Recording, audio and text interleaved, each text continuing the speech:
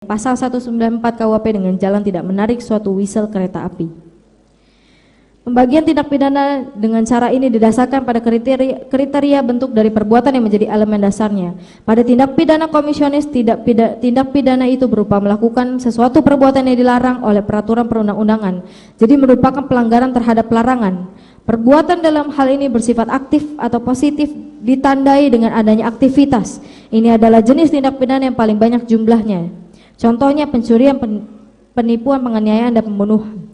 Pada tindak pidana omisionis, tindak pidana itu berupa perbuatan pasif atau negatif, ditandai dengan tidak dilakukannya sesuatu perbuatan yang diperintahkan atau diwajibkan oleh peraturan perundang-undangan. Sebagaimana diketahui, delik omisi adalah pengabaian atau ada dua macam, yaitu delik omisi yang sebenarnya dan yang tidak sebenarnya.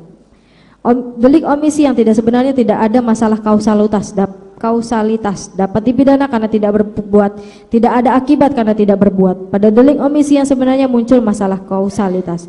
Misalnya seseorang penjaga kereta api yang tidak menutup rel kereta api sehingga terjadi kecelakaan. Bahwa berdasarkan hal tersebut, terdakwa Ricky Rizal tidak dapat diistilahkan dengan delik omission. Izin majelis dilanjutkan.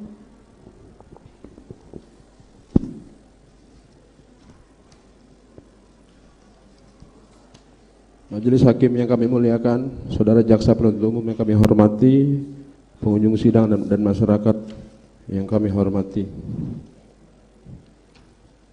Oleh karena tuntutan jaksa penuntut umum tidak didasarkan pada alat bukti yang sah, maka secara nyata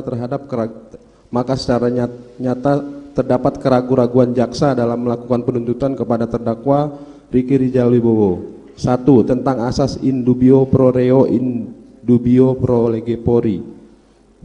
Permasalahan antara lain bila mana seseorang dalam keadaan diragukan kemampuan bertanggung jawab dalam ilmu pengetahuan dikenal adagium in dubio pro reo in dubio pro lege pori.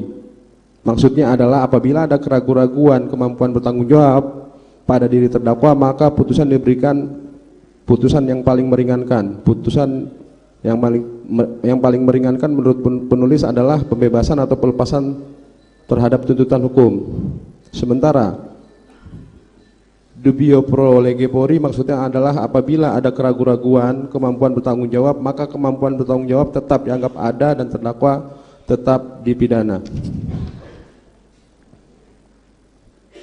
Utrek yang dalam menanggapi ucapan Wirjono Projodikoro di atas mengatakan semboyan dalam pandangan adalah sangat tepat. Justru oleh karena hakim pidana terdiri dari seorang manusia yang hanya dapat menghukum orang lain apabila tiada keraguan-raguan tentang kesalahan terdakwa, akan tetapi ada satu pepatah bahwa lebih baik membebaskan 1000 orang yang bersalah daripada menghukum satu orang yang tidak bersalah. Bahwa in dubio pro lege pori sebagaimana dimaksud dalam pasal 210.1 ayat 3 yang berbunyi bila kemampuan bertanggung jawab dan terdakwa diragukan, maka terdakwa dianggap mampu bertanggung jawab terhadap pendirian pembuat konsep KUHP 1982/1983. Barda Nawawi Arif pernah mempermasalahkan dengan alasan 1. Menurut pasal 6 ayat Undang-Undang Nomor 14 1970 dan pasal 183 KUHP, seorang hakim yang akan menjatuhkan pidana harus mempunyai keyakinan akan kesalahan terdakwa berdasarkan alat bukti yang sah di muka persidangan. Terima kasih sudah nonton. Jangan lupa like, subscribe, dan share ya.